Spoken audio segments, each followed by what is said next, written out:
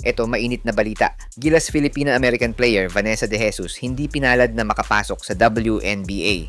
Azifad, first overall pick sa draft at napunta sa Dallas Wings. Kiki Rice bumagsak sa 6th overall pick.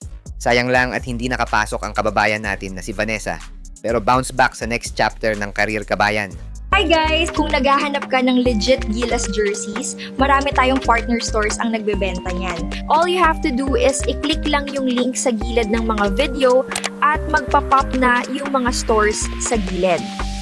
Get yours now guys at huwag kalimutan mag-subscribe kay Overdrive Highlights. Misto lang na snub ang ating kababayang si Vanessa De Jesus sa mismong draft night ng WNBA.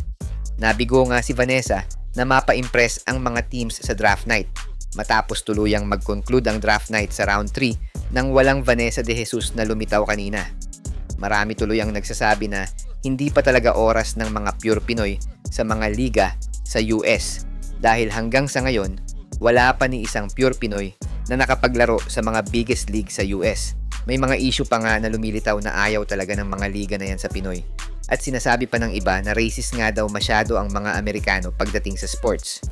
Pero kahit ano pa man ang dahilan ng iba, baka hindi lang talaga para sa Pinoy ang liga na yan.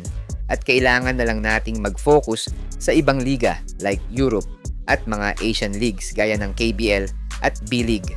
Sa ngayon may mga Pinoy pa namang magtatangka na makapasok sa WNBA at NBA gaya ng magkapatid na Reyes na sina Tyler at Tiffany na gumagawa na rin ng pangalan sa US. Nandyan pa din sina Naomi Panganiban at Sumaya Sugapong at iba pa para mag-try sa mga susunod na draft.